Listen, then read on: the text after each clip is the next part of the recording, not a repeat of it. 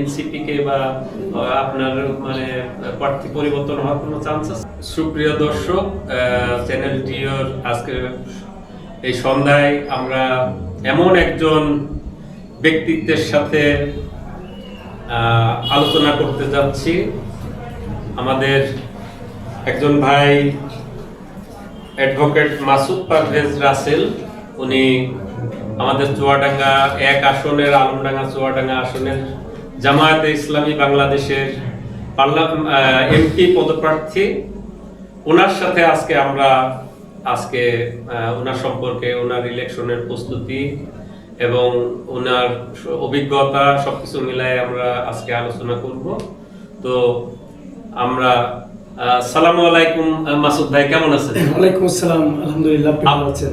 আমি ভালো আছি আলহামদুলিল্লাহ। আপনাকে ধন্যবাদ আমাদের স্টুডিওতে আসার জন্য, আপনাকে অসংখ্য ধন্যবাদ। Thank you. আপনাকে ডিও টিভির দর্শকবৃন্দ এবং আপনাদেরকেও ধন্যবাদ জানাই। বিশেষ করে আমাদের চুয়াডাঙ্গা এক আসনের মধ্যে সকল দর্শকদেরকে আমার পক্ষ থেকে আন্তরিক সালাম এবং শুভেচ্ছা জানাই। আপনাকেও আমাদের ডিওর পক্ষ থেকে সালাম জানাচ্ছি। তো আপনি তো আমি যতটুকু একসময় এই অঞ্চলে, একসময় আমিও ছিলাম, ছাত্র রাজনীতি করতাম, তখন আপনাকে আমি কখনো দেখি নাই। তো এখন আপনি যে আজকে, আমি যতটুকু বুঝতেছি, আপনি তো এবার প্রথম সম্ভবত প্রার্থী জামাতে ইসলামী বাংলাদেশের পক্ষ থেকে। আপনার অভিজ্ঞতা বলুন। জি, আমি ছাত্র জীবনের কার্যক্রম শুরু ছাত্র শিবিরের মধ্য দিয়ে। আপনি যেমনটি বলছিলেন, আমি আলমডাঙ্গা কলেজে আসার পরেই মূলত ছাত্র সংগঠন ছাত্র শিবিরের সাথে সম্পৃক্ত হই 2001 সালে। আচ্ছা। এরপর থেকেই আমার রাজনৈতিক যাত্রা শুরু। এরপরে আমি এখান থেকে ইন্টারমিডিয়েট পাশ করার পরে ইসলামী বিশ্ববিদ্যালয়ে ভর্তি হই। সেখানে ছাত্র শিবির করি এবং ছাত্র শিবিরের বিশ্ববিদ্যালয়ের সভাপতি ছিলাম সর্বশেষ। আচ্ছা। এবং তারপরে আমি সভাপতি ছিলাম এবং তারপরে আমি সেন্ট্রাল ছাত্র শিবিরের আমি পরিকল্পনা এবং গবেষণা সম্পাদক হিসেবে দায়িত্ব পালন করি এবং সর্বশেষ 2011 সালে আমি জামাত ইসলামীতে যোগদান করি ছাত্র জীবন শেষ করার পরে। তো জামাত ইসলামীতে যোগদান করার পরে আমি জামাত ইসলামীর 11 সাল থেকে চুয়াডাঙ্গাতে কাজ করেছি। সেখানে পৌরসভার আমির হিসেবে দায়িত্ব পালন করেছি, দীর্ঘদিন সেক্রেটারি হিসেবে দায়িত্ব পালন করেছি। সেটা কোথাকার? চুয়াডাঙ্গা পৌরসভা। এবং সর্বশেষ জেলা জামাতের অ্যাসিস্ট্যান্ট সেক্রেটারি হিসেবে আমি দায়িত্বরত আছি। আচ্ছা। বিভিন্ন সময়ের বিগত সরকারের যে রাজনৈতিক মামলা, মোকদ্দমা, হয়রানি, এইগুলোর সব কিছুতেই আমি ডিল করেছি এবং আইনজীবী হিসেবে জনগণের পাশে থাকার জন্য এবং যারা নির্যাতন নিপীড়নের শিকার তাদের পাশে থাকার চেষ্টা করেছি। এভাবেই আমার রাজনৈতিক ক্যারিয়ার শুরু। আরেকটা কথা আপনাকে অবহিত করার জন্য বলতে চাই, চুয়াডাঙ্গাতে প্রথম রাজনৈতিক মামলা হয়েছিল 2009 সালে। আচ্ছা। এই 2009 সালে আলমডাঙ্গাতে একটি ঝামেলা হয়। সেই মামলাতে আমরা এখানে প্রায় 45 জন গ্রেপ্তার হই। তখন আমি বিশ্ববিদ্যালয়ের ছাত্র শিবিরের সেক্রেটারি ছিলাম। আচ্ছা। তো সেখানে আমি আমাদের ছাত্র শিবিরের জেলা সভাপতি সেক্রেটারি আহত হওয়ার প্রতিবাদ সমাবেশ করতে গিয়েই মূলত এখানে আমাদের একটা রাজনৈতিক শুরু হয় আওয়ামী লীগের সাথে। সেখান থেকে আমরা থানায় গ্রেপ্তার হওয়ার পরে সেই মামলারও আমি 1 নম্বর আসামি ছিলাম। আচ্ছা। সেই মামলাটি দীর্ঘদিন চলেছে এবং 2023 সালে 24 সালে এসে সেই মামলার সমাপ্তি হয়েছে। এভাবেই আমার রাজনৈতিক ক্যারিয়ার শুরু এবং বিগত 24-এর গণ আন্দোলনের পরে আপনি জানেন যে বাংলাদেশ জামাত ইসলামী একটি নিয়মতান্ত্রিক এবং গণতান্ত্রিক সংগঠন হিসেবে এবং স্বাধীনতার পর থেকে বলা যায় সকল নির্বাচনে জামাত ইসলামের অংশগ্রহণের মধ্য দিয়েই গণতান্ত্রিক সংগঠন হিসেবে কার্যক্রম পরিচালনা করে আসছে। তারই ধারাবাহিকতায় যেহেতু একটি সরকার পতিত হয়েছে, বাংলাদেশ তো এইভাবে চলতে পারবে না। একটি নতুন গণতন্ত্রের যাত্রা শুরু করার লক্ষ্যেই বাংলাদেশ জামাত ইসলামী বলা যায় যে প্রায় 1 বছর আগে থেকে নির্বাচনের মাঠের জন্য প্রার্থী ঘোষণা করে। তারই ধারাবাহিকতায় চুয়াডাঙ্গা জেলাতে আমাদের সকল জনশক্তিদের মতামত, কেন্দ্রীয় সংগঠনের চিন্তা চেতনা এর আলোকেই আমাকে প্রার্থী ঘোষণা করা হয় এবং তারপর থেকে আমি মাঠে ময়দানে চুয়াডাঙ্গা জেলার। আচ্ছা, আপনাকে একটু আমি ইন্টারাপ্ট করি, সরি। সেটা হচ্ছে যে এই যে আমাদের চুয়াডাঙ্গা জেলাতে জামাতে ইসলামী বাংলাদেশ বা বিএনপি বিরোধী দল থেকে কোনো মানুষ কি গুণ বা গুমের শিকার বা খুনের শিকার হয়েছিল? হ্যাঁ, আমরা 2013 সালে আমাদের ছাত্র শিবিরের একজন কর্মী, সে দর্শনাতে কেন্দ্র ঘোষিত একটি কর্মসূচি পালন করতে গিয়ে পুলিশের গুলিতে নিহত হয়। আচ্ছা। এবং সেইটাকে আবার পুঁজি করে আমাদের চুয়াডাঙ্গা জেলার অত্যন্ত অঞ্চলের আলমডাঙ্গা উপজেলার সকল উপজেলার একেবারে নিরীহ মানুষদেরকে সেই মামলা আসামি করা হয় প্রায় ৩ শতাধিক ব্যক্তি। ওরে বাবা, সেই মামলা এখনো চলমান আছে। মানে ওরাই খুন করছে আবার সাধারণ জনগণের সাফার হতে হয়েছে আর কি। এটা জাস্ট উদাহরণের জন্য বলছি যে, আর বাকি তো এখানে আমাদের চুয়াডাঙ্গা জেলাতে আমাদের জানা মতে একটি মার্ডার হয়েছে বা খুনের শিকার হয়েছে। এছাড়া মানে মিথ্যা মামলার সংখ্যা তো অনেক। আমরা সর্বশেষ সরকারের চিঠি অনুযায়ী 101টি মামলা প্রত্যাহারের পেয়েছি। এর বাইরেও এখনো মামলা চলমান আছে। মানে যেখানে লক্ষ লক্ষ বিএনপি জামাত কর্মী সারা দেশে যেভাবে মামলার শিকার হয়েছে, গায়েবী মামলা এবং মামলা, সেটা তো আমাদের চুয়াডাঙ্গা জেলা মধ্যে পড়ছে। এখন আমি যতটুকু জানছি যে আপনাদের 11 দলীয়, আপনাদের জামাত ইসলাম থেকে 11 দলীয় জোট গঠন করা হয়েছে। তো সেই ক্ষেত্রে সম্ভবত আমাদের এখানে এনসিপি আর আরো একটা সংগঠন প্রার্থী আরো 2 জন আছে আপনাদের অ্যালায়েন্সের মধ্যে। তো সেক্ষেত্রে কি কোনো পরিবর্তন হওয়ার সম্ভাবনা, যে এনসিপি কে বা আপনার মানে প্রার্থী পরিবর্তন হওয়ার কোনো চান্স আছে এখানে? না, এরকম কোনো চান্স এখানে নাই। কারণ এখানে আমরা 11 দলের জোটের যে কথাগুলো বলা হচ্ছে, সেখানে ইসলামী আন্দোলন আছে, সেখানে এবি পার্টি আছে, সেখানে এনসিপি আছে, সেখানে জামাত ইসলামী আছে। তো এখানে আমাদের চুয়াডাঙ্গাতে এই যে পার্টিকুলার কথা বলছি, সকলের প্রার্থী এখানে মনোনয়নপত্র দাখিল আছে। আচ্ছা।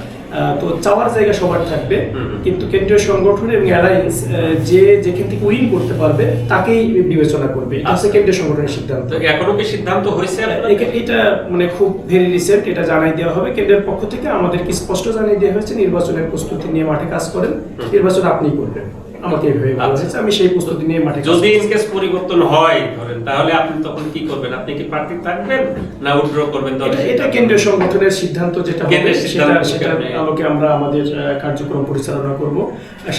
তারপরে আমাদের জনশক্তিদের এখানে আমাদের জেলা সংগঠন আছে, এখানে আমাদের থানা সংগঠন আছে, আমাদের বিভিন্ন অর্গান আছে, ছাত্র সংগঠন আছে, শ্রমিক সংগঠন আছে।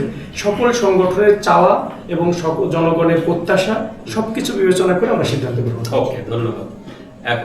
এখন আপনি যে এই যে বাংলাদেশ জামায়াতে ইসলামী বাংলাদেশ থেকে আপনি আমাদের চুয়াডাঙ্গা, আলমডাঙ্গা এবং চুয়াডাঙ্গা 1 আসনের আপনি এমপি পদপ্রার্থী, তো আপনি কি করতে চান? যদি এমপি হতে পারেন তাহলে আপনি কি করতে চান এবং কি ধরনের প্রশ্নের সম্মুখীন হচ্ছেন জনগণের কাছে? দেখেন, আমাদের চুয়াডাঙ্গা জেলা এটা সরকারের দৃষ্টিতে এটা হচ্ছে সি ক্যাটাগরির জেলা হিসেবে পরিগণিত হয়ে থাকে। সেই কারণেই আমাদের এখানে শিল্প কলকারখানা বলেন, বড় সরকারি প্রতিষ্ঠান বলেন, অবকাঠামো বলেন, এই জায়গাগুলো থেকে আমরা অনেক পিছিয়ে আছি অন্যান্য জেলা থেকে। তো আমরা আমাদের যদি আল্লাহ সুযোগ দান করেন, আমরা এই জেলাটা একটা কৃষি প্রধান জেলা, আমরা জানি, আপনিও জানেন, এখানকারই মানুষ যেহেতু আমরা। তো কৃষি প্রধান এরিয়া হিসেবে আমরা কৃষিকে আরো ডেভেলপ করার জন্য আমাদের কৃষকদের মৌলিক যে প্রবলেম আছে সার কীটনাশক সংক্রান্ত, এই বিষয়গুলো নিয়ে আমরা বেশি ফেস করি, মানুষের কাছে যেতে হয়, কৃষকদের কাছে। এইগুলোকে আরো উন্মুক্ত করে দেওয়া, এগুলোকে একেবারে মানুষের দোরগড়ায় পৌঁছে দেওয়া, এগুলোর জন্য মানুষের ভোগান্তি রোধ করা, এটা আমাদের ফার্স্ট প্রায়োরিটি থাকবে। পাশাপাশি আমাদের বৃহৎ একটা জায়গা, এই জেলায় প্রায় 12 লক্ষ লোকের বসবাস। আমাদের এই 1 আসনের মধ্যে 11,000 সামথিং ভোটার আছে এবং জনসংখ্যা প্রায় 7-8 লক্ষ আছে। সেই জায়গায় আমার চিকিৎসা ব্যবস্থার দিকে যদি তাকান, সবচেয়ে ভঙ্গুর অবস্থায় আমরা আছি। তো এই চিকিৎসা ভঙ্গুরকে আমরা কাটিয়ে উঠতে চাই এবং এখানে আমাদের আলমডাঙ্গা উপজেলা স্বাস্থ্য কমপ্লেক্স, যেটা 50 শয্যা বিশিষ্ট আছে, কিন্তু সেখানে লোকবল নাই। তো এখানে ডাক্তার, নার্স, অন্যান্য বিষয়, সেগুলোর সংকট দূরীকরণ এবং সেগুলোকে 100 শয্যায় রূপান্তর করা। আমাদের যে জেলা শহরে সদর হাসপাতাল আছে, সেটা 250 শয্যা বিশিষ্ট থাকলেও সেখানে অ্যাকোমোডেশনটা কম, সেখানে আইসিইউ থাকলেও তার কার্যক্রম নাই। এই সমস্ত বিষয়ে অনেকগুলো জটিলতা আমাদের কাছে ফেস করতে হয়, যার কারণে ছোটোখাটোগুলো প্রবলেম হলে আমাদের এখানকার মানুষদেরকে অনেক দূরে যাত্রা করতে হয়, হয় রাজশাহী, নয় কুষ্টিয়া, নয় ঢাকা। এই জাতীয় যাত্রা থেকে যাতে আমাদের জনগণকে ফিরিয়ে রাখা যায়, সেটা আমাদের একটা টার্গেট। মানে যাতে এখানেই চিকিৎসা ব্যবস্থা মানে যেটা রাজশাহী পাওয়া যায়, যেটা কুষ্টিয়ায় পাওয়া যায়, সেগুলো যেন এখানে পেতে পারে, সেই ব্যবস্থা আমরা করবো। পাশাপাশি আমরা এখানে পাবলিক এবং প্রাইভেট যৌথ প্রযোজনায় আমাদের যারা মেধাবী ডাক্তার আছেন তাদেরকেও আমরা রিকোয়েস্ট করবো আমাদের এখানে তারা প্রতিষ্ঠান গড়ে তুলুক, যাতে এখানে মানুষ দূর গড়ে তার সেবাটা পেতে পারে। আর পাশাপাশি শিল্প কলকারখানা গড়ে তোলার জন্য আমাদের যেটা আমরা মনে করি, ব্যবসায়ীদেরকে যদি আমরা সিকিউরিটি দিতে পারি, তাদের নিরাপত্তা দিতে পারি, তাদের আর্থিক নিরাপত্তা দিতে পারি, তাহলে ইনভেস্টমেন্টের সুযোগ যদি পাই, তাহলে আমাদের চুয়াডাঙ্গা জেলায় অনেক ধনাঢ্য মানুষ আছেন যারা বিদেশে আছেন, আপনি বাইরে ছিলেন, আপনি জানেন, এরকম তারা যদি সেই টাকাগুলো এখানে নিয়ে এসে কলকারখানা গড়ে তোলেন, তাহলে আমাদের যুবকদের এখানে কর্মসংস্থান হবে। আমরা সেটা করতে চাই, আমরা এই সিকিউরিটি দেওয়ার ব্যবস্থা করতে চাই। সার্বিকভাবে আমাদের যুব সমাজের মেধার বিকাশের জন্য আমরা এখানে আমাদের মেডিকেল কলেজ স্থাপন এবং একটি পাবলিক বিশ্ববিদ্যালয় করার ব্যাপারে আমাদের তফসিলে আসবে, আমাদের ইস্তেহারে আসবে, সেটা আমরা আরও বিস্তারিতভাবে সবার সাথে উপস্থাপন করব, যাতে আমাদের মেধাবীরা বাড়িতে বসে তাদের মেধা চর্চা করতে পারে। এবং এটা দেশ এখন বিশ্বটা গ্লোবাল ভিলেজে পরিণত হওয়ার কারণে আইটি সেক্টরকে ডেভেলপ করার জন্য আমাদের মানে চিন্তা আছে। সেটা আমরা বিভিন্ন ফার্মের মাধ্যমে হোক, ব্যক্তিগতভাবে হোক, সংস্থার মাধ্যমে হোক, সরকারিভাবে হোক, যেভাবে হোক তাদেরকে আমরা আইটি প্রশিক্ষণের মধ্য দিয়ে ইনসিস্ট করবেন আপনারা যদি উদ্বুদ্ধ করবেন। জি জি। আচ্ছা, আমার আরেকটা প্রশ্ন হচ্ছে যে আপনারা তো এই যে জামায়াতে ইসলামী বাংলাদেশ তো আসলে একটা ইসলামী পরিপূর্ণ একটা শরিয়া ভিত্তিক রাজনৈতিক দল, তো সেই ক্ষেত্রে আপনারা কি আফগানিস্তান বা ইরান এই ধরনের মডেল ফলো করবেন এদেশে, মানে যদি ক্ষমতায় আসতে পারেন তাহলে মানে এই দেশের শাসন ব্যবস্থায় আফগান এবং ইরান পদ্ধতি অবলম্বন করবেন? দেখেন, এটা হচ্ছে আমাদের জানার ক্ষেত্রে বা আমাদের দৃষ্টিভঙ্গির ক্ষেত্রে আমাদের দৈন্যতা আমাদের মানুষের আছে। ইসলামের ইতিহাসটা যদি পর্যালোচনা করি আমরা, তাহলে দেখব যে যত নবী রাসূল এসেছেন, বিশেষ করে আমাদের প্রিয় নবী হযরত মুহাম্মদ সাল্লাল্লাহু আলাইহি সাল্লাম, তিনি পৃথিবীতে এসে প্রথম কাজ ছিল ইনসাফ প্রতিষ্ঠা করা, মানুষের অধিকার প্রতিষ্ঠা করা, মানুষকে জুলুম থেকে মুক্ত করা। তো আমরা মূলত এই কাজটাই করতে চাই। আর এই কাজটা যদি হয়, তাহলে আপনার আমার দেশের যদি আপনি মানে যে আইনগুলো চলমান আছে সেইগুলোর উদ্দেশ্য কিন্তু এরকমই, যে আপনারা এখানে বলা হচ্ছে দুষ্টের দমন, শিষ্টের পালন করার কথা। আর ইসলাম এটাকে বলছে যে সৎ কাজের দিকে আহ্বান করো, অসৎ কাজে নিষেধ করো, জাস্ট এইটুকু। তো এইটাকেই আমরা যদি মানে একটা আইন শৃঙ্খলার মধ্যে নিয়ে আসতে পারি এবং এটাকে যদি আমরা প্রপার ইউটিলাইজ করতে পারি, বিশেষ করে যারা এটাকে ব্যবহার করছেন, আমরা যারা রাজনীতিবিদ বা প্রতিনিধি থাকবেন, তারা যদি নিজেরা জবাবদিহিতার মধ্যে থাকে এবং তারা যদি জনগণের কাছে অ্যাকাউন্টেবল থাকে, সৃষ্টিকর্তার কাছে তাদের জবাবদিহিতার অনুভূতি থাকে, তাহলে আমার বিশ্বাস যে আমরা যে মূলত মানুষের অধিকার প্রতিষ্ঠার কথা বলছি, ন্যায় বিচার পাইয়ে দেওয়ার কথা বলছি, এটা করতে পারবো। আর এটা করলেই এখানে ইসলাম প্রতিষ্ঠিত হয়ে যাবে আমাদের মনে হয়। এটার উদ্দেশ্য। হ্যাঁ, কিন্তু আপনার যেটা মনে করেন যে সেটা যদি করতে হয়, তাহলে তো আপনাদেরকে ওই যে আমি যেটা বললাম যে যদি পরিপূর্ণ আপনার এগুলো করতে চান, তাহলে কিন্তু আপনার ইরান বা আফগানিস্তান পদ্ধতির শাসন ব্যবস্থায় আনতে হবে। এবং সেই ক্ষেত্রে কিন্তু মানুষের মৌলিক অধিকার, মানুষের মানবাধিকার কিন্তু অনেক সময় আমরা দেখছি লঙ্ঘিত হতে। আমরা দেখছি যে তালেবানকে মনে করেন যে শাসন ব্যবস্থা দেখছি, তারা রাস্তায় নামাজ না পড়ার কারণে মানুষকে পিটানো হচ্ছে, বোরকা পরতে বাধ্য করা হচ্ছে। হ্যাঁ, তারপরে মনে করেন যে অনেক বিষয়ে মানুষের ফ্রিডমকে রহিত করা হচ্ছে। সেক্ষেত্রে আপনাদের আপনি ইতিমধ্যে হয়তো জানেন যে আমাদের আমির জামাতের ব্যাপারে কথা বলেছেন। ইসলাম যেমনিভাবে মানুষকে এইগুলোর কথা বলেছেন, আবার তেমনিভাবে মানুষের ব্যক্তি স্বাধীনতায় হস্তক্ষেপ করার ক্ষেত্রেও ইসলামের কিন্তু নিষেধ আছে। তো আমরা কারোর ব্যক্তিগত স্বাধীনতায় যেতে চাই না। তো যে এখানে বিভিন্ন ধর্মের মানুষ আমরা এই বাংলাদেশে বসবাস করি, সুতরাং যে অন্য ধর্মের মানুষ যে ইসলামের ধর্মের নয়, সুতরাং তার এখানে ফ্রিডম থাকবে, তার কথা বলার, তাদের যাতে অধিকার তাদের অধিকার তাদের অবশ্যই থাকবে এবং তাদের চলাফেরা, তাদের সংস্কৃতি, তাদের ধর্ম পালনের অধিকার, এগুলো সবকিছুই থাকবে। আমরা যারা ইসলাম ধর্ম পালন করি, আমরা তাদের যারা আছে তাদেরকে আমরা উদ্বুদ্ধ করতে পারি যে আমরা ইসলামের বিধানগুলো পরিপালন করি। অন্য ধর্মের মানুষকে আমরা উদ্বুদ্ধ করতে পারি তারা তাদের ধর্মকে পালন করুক। যদি ধর্মীয় অনুশাসন আমরা মেনে চলি, যে যে ধর্মেই হই, তাহলে কিন্তু আমাদের দিয়ে অন্যায়, অপরাধ, মানুষের উপরে জুলুম, অবিচার, এগুলো কিন্তু অনেকাংশেই কমে যাবে। তো আমরা এটাই করতে চাই। আমরা কারোর উপরে আমাদের মতামতকে চাপিয়ে দিতে চাই না। আমরা মানুষকে তার নৈতিকভাবে জাগ্রত করার জন্য, তার অন্তর থেকে এই মানে কি বলা যায় যে নৈতিকতাকে জাগ্রত করার জন্য স্ব-উন্নতিত হয়ে তারা এইটা আমরা এইটা সমস্ত জায়গা থেকে আমরা প্রাতিষ্ঠানিকভাবে শিক্ষা প্রতিষ্ঠান থেকে, আমাদের অন্যান্য দপ্তর থেকে আমরা এগুলোকে মানুষকে অ্যাওয়ারনেস বিল্ড আপ করতে। এখন আমার প্রশ্ন যে মানুষের একটা ধারণা যে জামায়াতে ইসলামী বাংলাদেশ একমাত্র জামায়াতে ইসলামী রাজনীতি করা ছাড়া তাদেরকে কোনো ধরনের চাকরি বাকরি, ব্যবসা বাণিজ্য কোনো ধরনের সুযোগ সুবিধা দেয় না। এবং ইতিমধ্যে আমরা লক্ষ্য করছি ইসলামী ব্যাংক থেকে শুরু করে আল আরাফা ব্যাংক, ইসলামী ব্যাংক, এবি ব্যাংক থেকে শুরু করে বিভিন্ন ধরনের ইসলামী যত রকমের নামের আমাদের প্রতিষ্ঠান আছে, সেখানে কিন্তু ইসলামী এবং লোনও দেওয়া হয় না, চাকরিও দেওয়া হয় না। ইভেন আমি নিজেও একবার লোন নিতে যে আমি কিন্তু একটা এই ধরনের আমাকে বলা হয়েছিল আপনি ফ্যামিলি বা আপনি কেউ কোনোদিন কি জামাত ইসলামী করে, তো এইরকম যদি রেস্ট্রিকশন থাকে তাহলে যদি জামাত না করে তাহলে সাধারণ মানুষকে তো আপনারা ক্ষমতায় আসলে চাকরি বাকরি দিবেন না। তা এই ক্ষেত্রে আপনি কি বলবেন? এটা যে আপনি বলেছেন এটার ক্ষেত্রে আমার আসলে জানা নাই। আমার যতটুকু জানি যে এই ইসলামী ব্যাংক, অন্যান্য প্রতিষ্ঠান এইগুলোতে অনেক মানে সাধারণ পরিবারের অনেকেই চাকরি বাকরি করেন, আমাদের পরিচিত জনদের মধ্যেও করেন। এবং আমি খুব ভেরি রিসেন্ট, আমাদের কয়েকদিন আগে আমাদের খাসকড়া অঞ্চলের একটা ছেলে, একেবারে তার বাবা খুবই দরিদ্র, ভ্যান চালায়, একেবারে দরিদ্র ভ্যান চালক। তার ছেলে তিনি হচ্ছে রাজশাহী বিশ্ববিদ্যালয়ে পড়ে, সেই যে রিসেন্ট পরীক্ষা হয়েছে এই পরীক্ষায় সে টিকছে এবং সে ভাইভাতে ফেস করবে, এই কারণে আমার সাথে কথা বলেছিল। তো আমি তাকে বলেছিলাম যে দেখেন আপনি যদি ভাইভা কোয়ালিফাই করেন আপনাকে চাকরিতে নিয়ে নেবে দেখবে। তো জাস্ট এইটা করার পরে আমরা দেখেছি যে না, সে কিন্তু আমাদের কোনো টাচের ছেলে না বা আমাদের কোনো সুপারিশ প্রাপ্ত হইল না, তাকে কিন্তু নিয়ে নিয়েছেন, তার চাকরি হয়ে গেছে। তার বাবা তো মনে হয় এটা একটা মানে ব্যতিক্রম ঘটনা। আর চাকরি বাকরির ক্ষেত্রে যেটা মনে হয় সেটা হচ্ছে যে একটি সময় যারা ছাত্র শিবিরের সাথে সম্পৃক্ত থাকতেন বা ইসলামাইজড পরিবারের সন্তান, তাদেরকে চাকরির ক্ষেত্রে ডিপ্রাইভ করা হতো। এই ডিপ্রাইভ করার কারণেই মূলত তাদের তো একটা কর্মক্ষেত্র প্রয়োজন।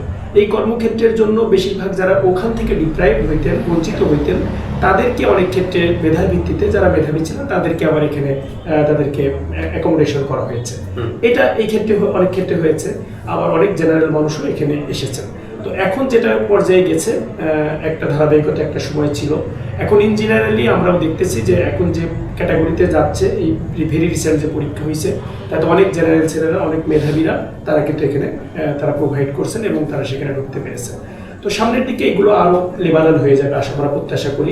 তবে কিন্তু আমি এই ব্যাপারটা মোটামুটি আমার অভিজ্ঞতা থেকে আমি যতটুকু বুঝছি, এটা কিন্তু জামায়াতে ইসলামী বাংলাদেশ এবং ইসলামী রাজনৈতিক দলগুলোর কিন্তু একটা প্রিন্সিপাল ক্রাইটেরিয়া, কিন্তু যে তাদের রাজনৈতিক সংগঠন করলেই একমাত্র তাদের প্রতিষ্ঠানে চাকরি পাওয়া যাবে, লোন পাওয়া যাবে, ব্যবসা বাণিজ্যের সুবিধা পাওয়া যাবে, তাছাড়া কিন্তু না। এটা কিন্তু একটা খুবই মানে বিপজ্জনক কিন্তু একটা রাষ্ট্রীয় ইসের জন্য, সমাজের জন্য। যে এখন একজন মানুষ মনে করেন অন্য ধর্মের বা সে নামাজ পড়ে না, নামাজ না পড়ার কারণে কিন্তু আল্লাহ তার বিচার, আল্লাহ কিন্তু রাসূলুল্লাহ পাক সাল্লাল্লাহু আলাইহি সাল্লামকে বলছে যে কে বেহেশতে যাবে এটার জন্য তুমি চিন্তা করো না, তুমি ধর্ম প্রচার করো। কাজে এখানে এরকম আপনারা যদি বাইন্ডিং করে দেন তাহলে তো সেক্ষেত্রে সমাজের জন্য। দেখেন ইসলামী ব্যাংক কিন্তু কোনো সরকারি প্রতিষ্ঠান না, মানে যে সময় ছিল এটা পাবলিক ছিল, এখন এটা সরকার রাষ্ট্রায়ত্ত ব্যাংকের আসছে, কিন্তু এখন এটা হচ্ছে প্রাইভেটলি ছিল। তো এই প্রাইভেট প্রতিষ্ঠানের কারণে আপনার একটা প্রাইভেট প্রতিষ্ঠানের একটা প্রিন্সিপাল থাকে, তাদের একটা রুলস থাকে। এই রুলসের আলোকে সেই প্রতিষ্ঠান কিভাবে চলবে, কোন ক্যাটাগরির মানুষ আসলে তার প্রতিষ্ঠানের ক্যারেক্টারিস্টিক ধরে রাখতে পারবে, এটা কিন্তু সেই পরিচালনা পরিষদ নির্ধারণ করবে। তো সেই ক্ষেত্রে এটাকে যদি আপনি সরকারের সাথে মেলান, এটা কিন্তু অ্যানাদার ম্যাটার। তো সরকারের ক্ষেত্রে যখন আপনি যে দেখবেন যে জামাত ইসলামীতে যারা বিভিন্ন সময় মন্ত্রীর দায়িত্ব পালন করেছেন, এমপি দায়িত্ব পালন করেছেন, সেক্ষেত্রে কোনো এরকম তার নিয়োগের ক্ষেত্রে, চাকরির ক্ষেত্রে এই মন্ত্রণালয়গুলোতে তার লোক ধরে ধরে চাকরি দিয়েছে কিনা, এটা আপনি খোঁজ নিয়ে দেখেন, আমার মনে হয় এরকম একটা উদাহরণ পাবেন না। সুতরাং এইটাকে যদি আপনি এর সাথে মেলান, এটা মানে ইনজাস্টিস হবে। এটা হচ্ছে ওই প্রতিষ্ঠান, আপনি একটা প্রতিষ্ঠান চালাচ্ছেন, এখানে এই প্রতিষ্ঠানে আপনি কাকে নিয়োগ দিবেন, কোন প্রিন্সিপালের মানুষকে নিয়োগ দেবেন, এটা কিন্তু ডিসাইড করবেন আপনি। এটা কিন্তু রাষ্ট্রের কোনো মানে ইয়ের সাথে এটা সম্পৃক্ত ব্যাপার নয়। তার মানে আপনি বলতে চাচ্ছেন যে রাষ্ট্রীয় ক্ষমতায় যদি আমরা যাই তা সেক্ষেত্রে এই একটা বিশেষ একটা ব্যাংক বা এই সকল ইসলামী প্রতিষ্ঠানের ক্ষেত্রে রাষ্ট্রীয় ক্ষমতার ক্ষেত্রে এটার প্রভাব এটা পড়বে কোনো প্রভাব পড়বে না, এটা একেবারে। এবং আপনি নিশ্চয় পার্লামেন্টে যদি যেতে পারেন তাহলে অবশ্যই আপনি প্রথা ভেঙে দেওয়ার জন্য বলবেন। নিঃসন্দেহে অবশ্যই প্রথা ভেঙে যাবে। এবং আমরা এখনো বলছি, আগামীতেও বলবো, যে আমরা যেটা করতে চাই, ইতিমধ্যে আমাদের থেকেও বলা হয়েছে যে বিশেষ করে যারা বিসিএস কোয়ালিফাই করবে এই রকমের ছাত্রদের, তারা মেরিটোরিয়াস নিঃসন্দেহে, এই রকমের মেরিটোরিয়াসদের তাদের মানে পিসিপিআর যাচাই করে তাদের পারিবারিক কোন কার সাথে কানেক্টেড এইটা বিচার করে তার চাকরির ক্ষেত্রে কোনো ডিস্টার্বনেস জামাত ইসলামে অন্তত করবে না। এইটা আমরা একেবারে ব্যাপারে খুবই ডিটারমাইন্ড। মেধাবীদেরকে তাদের মূল্যায়ন করা হবে, তার পারিবারিক কানেকশনের কারণে কে কোন মতাদর্শের ছিল এটার বিবেচনায় সেই মেধাবীকে মানে তাকে ডেপ্রাইভ করা হবে, এটা আমরা নিশ্চিত করতে পারি। দেখা যাক ইনশাআল্লাহ সামনে বাংলাদেশে যদি জামাতে ইসলামী ক্ষমতায় আসে, তো সেই ক্ষেত্রে কি অনেকেই ধারণা করতেছে যে 16ই ডিসেম্বর বাংলাদেশে আর কখনো পালন হবে না, 21শে ফেব্রুয়ারি বাংলাদেশে আর পালন হবে না। আর আমি ছোটবেলা থেকে আপনি 21শে ফেব্রুয়ারির কথা বলেন, 16ই ডিসেম্বরের কথা বলেন, 26শে মার্চের কথা বলেন, টোটাল বিষয়গুলোকে মানে ধারণ করে লালন করে বড় হয়েছি এবং এইগুলোকে এর সাথে মানে নিজেকে করেই প্র্যাকটিস করেই বড় হয়েছি। তো সব মিলাই এগুলোর সাথে এখনো আমি সম্পৃক্ত। এখনো পর্যন্ত আমরা বিভিন্ন অকেশনে, বিশেষ করে স্বাধীনতা দিবস টুর্নামেন্ট, বিজয় দিবস টুর্নামেন্ট, এরকম বিভিন্ন প্রোগ্রামগুলোতে আমরা ক্রিকেট টুর্নামেন্ট বলেন, ফুটবল টুর্নামেন্ট বলেন, ব্যাডমিন্টন টুর্নামেন্ট বলেন, এরকম অনেকগুলো আমি নিজে অ্যারেঞ্জ করা মানুষ। ভেরি রিসেন্ট আমরা 2023-24 সালেও আমরা এরকম প্রোগ্রাম করেছি। তো এখন নির্বাচনের ব্যস্ততার কারণে এগুলো করতে পারছি না, কিন্তু আল্লাহ যদি আমাদের তৌফিক দেন আমরা শুধুমাত্র এটাকে আনুষ্ঠানিক একটা দিন পালনের মধ্যেই সীমাবদ্ধ রাখবো না, বরঞ্চ যারা আমাদের এই জাতির জন্য এই গৌরবোজ্জ্বল ইতিহাসের সাথে যারা সম্পৃক্ত তাদেরকে স্মরণ রাখার জন্য তারা যে স্পিরিট নিয়ে বাংলাদেশকে স্বাধীনতা নিয়ে এসে দিয়েছিলেন সেই স্পিরিটকে সমুন্নত রাখার জন্য, সেটা হচ্ছে সাম্য, সুবিচার, মানুষের মানে অধিকার, অর্থনৈতিক অধিকার, এইগুলো নিশ্চিত করার জন্য আমরা কাজ করে যাব। এবং আমরা মনে করি দুর্নীতিমুক্ত একটা বাংলাদেশ গঠনও মুক্তিযুদ্ধের একটা মানে বড় একটা ইয়ে ছিল, বৈষম্য দূর করাও মুক্তিযুদ্ধের একটা বড় ইয়ে ছিল, কারণ পাকিস্তানের আমাদের সাথে বৈষম্য করেছে, এই কারণে আমাদের দেশ স্বাধীনতার জন্য এগিয়ে গেছে। আমরা এই বৈষম্যহীন বাংলাদেশ গঠনের জন্য কাজ করে যাব এই স্পিরিটকে ধারণ করে। মুক্তিযোদ্ধাদেরকে আমরা সম্মান মর্যাদার সর্বোচ্চ শিখরে তাদেরকে রেখেই আমরা এগিয়ে যাবো ইনশাআল্লাহ। দীর্ঘদিন পরে ডক্টর ইউনূস স্যার সরকার জিয়াউর রহমান স্বাধীনতার 1971 সালের 26শে মার্চ যে স্বাধীনতার ঘোষণা দিয়েছিলেন, এটা কি আপনি স্বীকার করেন যে এটাকে স্বীকৃতি দেন যে জিয়াউর রহমান অবভিয়াসলি এটা তো ডকুমেন্টারি এভিডেন্স, এটার ক্ষেত্রে তো কোনো মানে ইয়ে করার সুযোগই নেই প্রশ্ন তোলে। এই ব্যাপারে যারা প্রশ্ন তোলে তারা হচ্ছে হীনমন্যতার কারণে প্রশ্ন তোলে।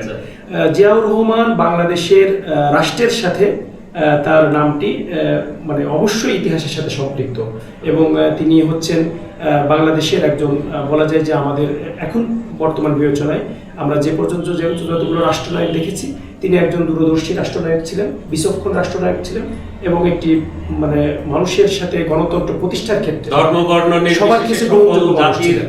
সুতরাং তার যে স্বাধীনতার ঘোষণা, তিনি যে মুক্তিযোদ্ধার সরাসরি এইগুলো তো মানে এইগুলোকে অস্বীকার করাটা তো এটা তো মানে হীনমন্যতার পরিচয়, রাজনৈতিক মানে কি বলা যায় যে সংকীর্ণতার পরিচয়। যে যেটুকু কাজ করবেন তাকে সেই সম্মান সে ডিজার্ভ করে, তাকে সেই সম্মান দিতে আমরা সবসময় প্রস্তুত। ধন্যবাদ আপনাকে। এখন আপনাদের পররাষ্ট্রনীতি কি হবে, মানে জামাতে ইসলামের যে মনে করেন যে সামনের মনে করেন যে আপনাদের পররাষ্ট্র দেখেন পররাষ্ট্রনীতি তো অবশ্যই ডিসাইড করবে আমাদের সংগঠন।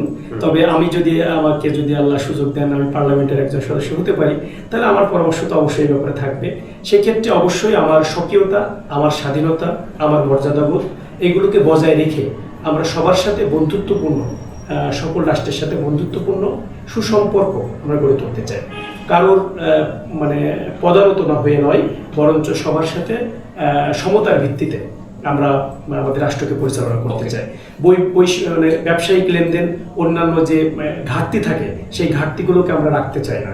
আমাদের ছোটবেলা থেকে আমরা পড়ে এসেছি বাণিজ্য ঘাটতি আমাদের পার্শ্ববর্তী অনেক রাষ্ট্রের থেকে আমাদের অনেক এই ঘাটতিকে আমরা মানে সমতার পর্যায়ে নিয়ে যেতে চাই।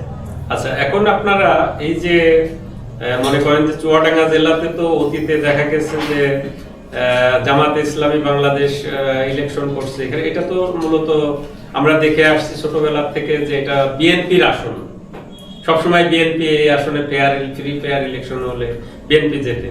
তো আপনাদের সাথে আপনারা বোধহয় লাস্ট ইলেকশন করে 30,000 জামাত ইসলামী প্রার্থী 30,000 ভোট পেয়েছিল, আর বিএনপি প্রার্থীর সাথে মনে করেন যে 40,000 ভোটের ব্যবধানে বিএনপি প্রার্থী জয়লাভ করেছিল। তো এত বড় ব্যবধান আপনি কি মনে করেন আপনি এক্সিট করতে পারবেন, টপকায় যেতে পারবেন? এবার বিভিন্ন সময় স্থান কাল পাত্র ভেদে এগুলো মানুষের পরিবর্তন হয়।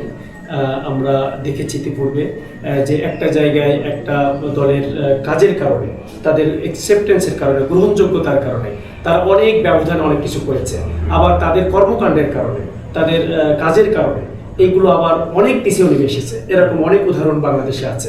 আর ভেরি রিসেন্ট আপনি যদি 24 জুলাইয়ের পরের থেকে বলেন, বাংলাদেশের একটি রাজনৈতিক প্রেক্ষাপট চেঞ্জ হয়ে গেছে।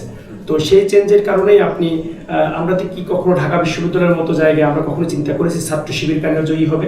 কখনো তো ছাত্র শিবিরে সেখানে কর্মকাণ্ডই ছিল না। তো সেই কর্মকাণ্ডের ভিতর থেকে ছাত্র শিবির সেখানে জয়ী হয়ে গেছে। তো তারপরে আপনি জাহাঙ্গীরনগরের কথা বলেন, তারপরে আপনি জগন্নাথের কথা বলেন, চট্টগ্রাম, রাজশাহী, এগুলো এনাদের ম্যাটার, আমি আলাদা রাখলাম। কিন্তু এই ক্যাম্পাসগুলোতে আমরা ছাত্র শিবিরের কখনো নামও শুনি নাই, কিন্তু সেখানে এসে তো তারা এই ব্যাপক একটা জয় পেয়েছে। এটা মানুষের একটা ব্যাপক ডাইমেনশন হয়েছে। এটা হয়েছে মানুষের চিন্তা চেতনার মানে জানার ক্ষেত্র পরিধির বাড়ার কারণে এবং সবকিছু সবার সামনে উন্মুক্ত হয়ে যাওয়ার কারণে। এখন মানুষ ঘরে বসে সকল সংবাদ পেতে পারে, হাতের মুঠোয় সবকিছু দেখতে পারে।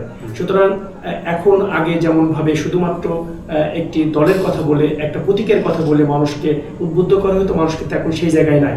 মানুষ এখন ব্যক্তি কেমন, কে কোন ব্যক্তি পারফেক্ট, কে কেমন চরিত্রে, এইগুলো কিন্তু বিবেচনা করছেন। এই বিবেচনার আলোকেই এইবার নির্বাচনে কিন্তু রেজাল্ট হবে, শুধু প্রতীকের কারণে হবে বলে আমরা মনে করি না। তো সেই ক্ষেত্রে আমরা মনে করি দীর্ঘ একটি পথের পরে আমরা এখানে এসেছি। দীর্ঘ তিনটা টার্ম এখানে কোনো নির্বাচনই হয় নাই, একেবারে নাম আসতে হয়েছে। সুতরাং জনগণের ভিতরে একটা তবে আমরা মনে করি এখানে একটা ফ্রি অ্যান্ড ফেয়ার নির্বাচন আমরা সকলেই প্রত্যাশা করি। সকল রাজনৈতিক দলের কাছে আমরা প্রত্যাশা করি যে আমরা যেন ফ্যাসিস্টের মতো আচরণ না করি, আমরা যেন সবাইকে তার যার পছন্দের প্রার্থীকে ভোট দেওয়ার সুযোগ করে দিই। এরপরে কে জয়ী হবে সেটা সময় বলে দেবে। এবং আমরা মনে করি যে মানুষের ভোটাধিকারের ভিত্তিতে যেই নির্বাচিত হোক, সেটা আমি হইলে সবাইকে নিয়ে আমরা কাজ করব।